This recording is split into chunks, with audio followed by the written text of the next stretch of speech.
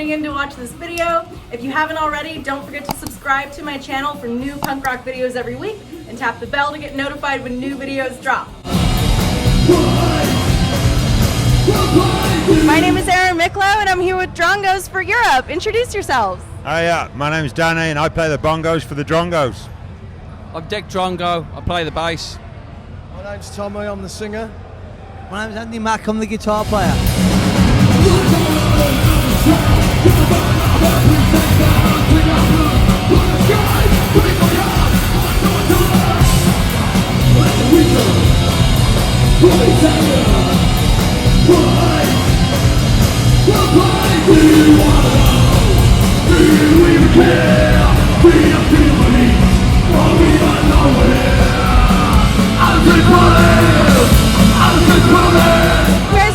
Today. I saw you last year at Rebellion because a friend was like, you gotta see this band, they're so good. So I have to say, what is a Drongo? You must get asked this all the time, but I don't know, it's like, is it because I'm American or? Well, when the band first started, it was just a bit of fun, really. You know, the original bass player, he had a strange sense of humour, and he said, we need to have a totally different name for the band. So he came up with Drongos. And then a bit later on, we added the full Europe bit, and it meant absolutely nothing. Just a bit of a, you know, a joke really. And I think over the years, it's become a bit of a hindrance in some ways. Yeah. But I think once people have heard the name, they do remember it. Yeah. So It's not a stereotypical punk name, is it? Yeah. So it's distinctive.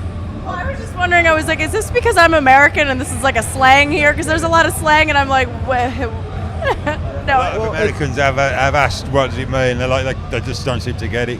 But it's actually Drongo is Australian slang for dickhead, and it's also a blackbird from Madagascar. Okay. You know. yeah, we're not quite sure how we'll stand once we have Brexit in the UK, because we might not be in Europe anymore. So will we have to change the name of the band maybe? I don't know. Oh shit. We'll get thrown out of England, hopefully. Yeah. Going to be Germany. I saw you guys went to Japan recently. Can you talk about how not recently. In October. Well, somewhat We're going in this October. year. We're going Last this year. No, this year coming. Oh, it's coming up. Yeah. Okay, I read that wrong. Yeah. I'm sorry. So, how did that come about? Have you guys ever played Japan before? There was a couple of bands come over to Birmingham last year. Yeah. They were coming to Rebellion, and Deck set up a gig in Birmingham. A band called Punic and Morley Heads, both from Japan, and they both played. So we made a friendship. They said you must come to Tokyo, and thanks to Deck's work, Yeah. it's happening. That's exciting. Yeah, it's cool. So, have you guys ever played Japan before? I've been over there with GBH when I used to work for them, and they're such fucking great, polite people. Really good. And there's the great gigs as well. They just fucking go mad. Yeah. Yeah, really good, really professional setups at every show. When you get, it's like they've studied videos of the bands, and you get there and all the backline's set up, ready, and it's just fucking hell, really, for that. It's good. It's good. What are you doing? You licking my microphone? Oh, gross. It's like a black ice cream.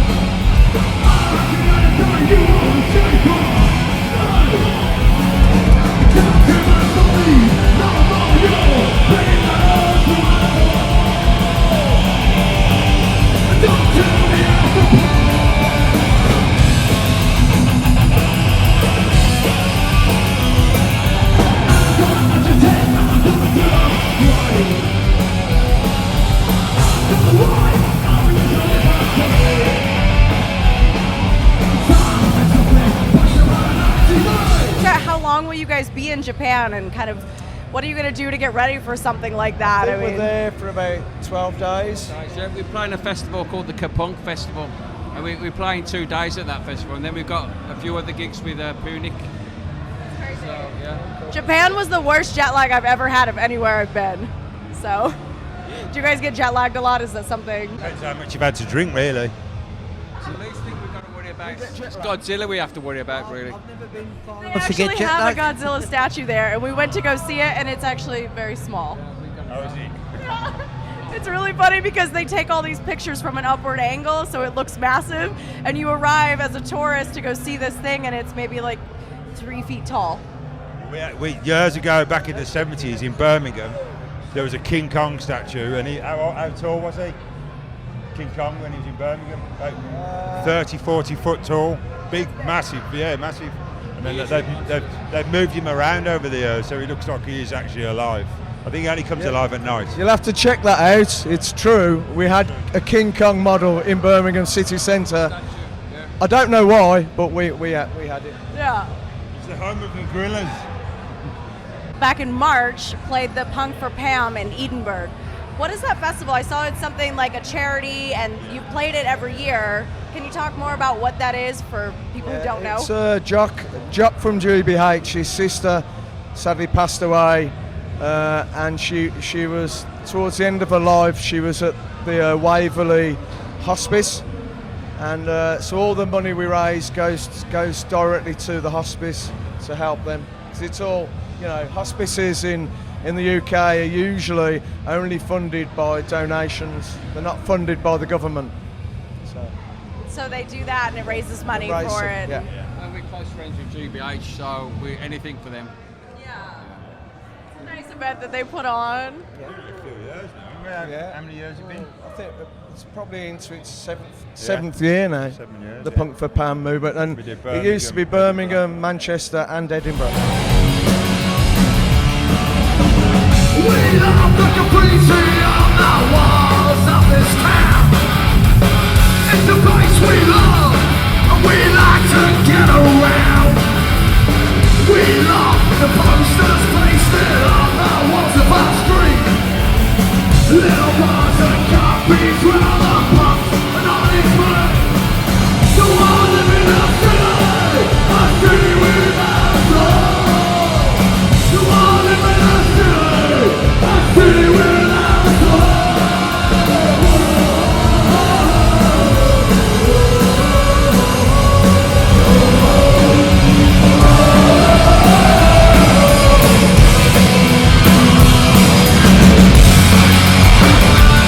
You guys last released your album in 2016. Do you think you'll do more new music soon with all the touring you have coming We've got an up? album's worth of material. We just got to rehearse it a bit more, and then we'll be in the studio again.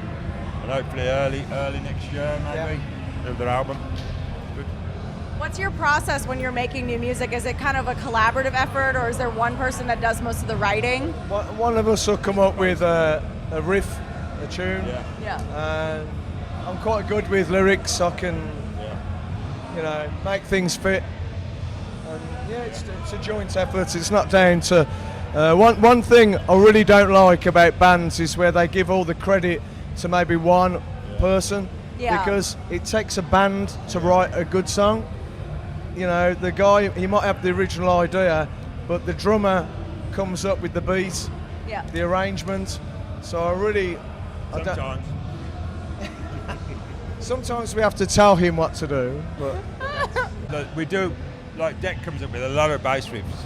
They don't all get used, but almost every rehearsal he's got something new because he sits at home and he's, can I say it? he's always playing with himself, isn't Yeah, he? he's always playing with himself.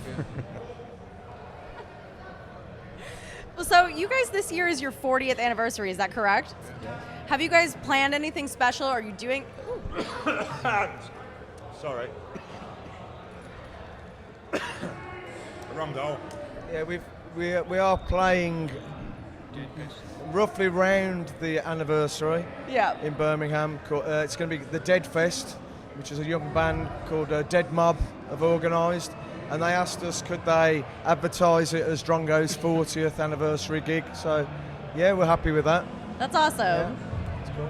And plus, they're quite young.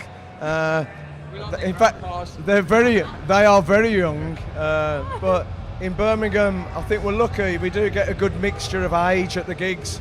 You Yeah. can have people up to 70, you know, and as young as 14, 15, which keeps the scene vibrant and alive. And Yeah, it's Cool. kind of a generational thing where it's like they're. Feel welcome. Yeah, we don't look down on them because we've been here a long time. You know, everyone's welcome. Well, that's all I have for you guys today. Thank you so much for taking the time. You guys are an amazing band, and I really enjoyed seeing Thank you play. We're Drongos for Europe, and you're watching Last Rockers TV. So I'm living up today, I'm pretty with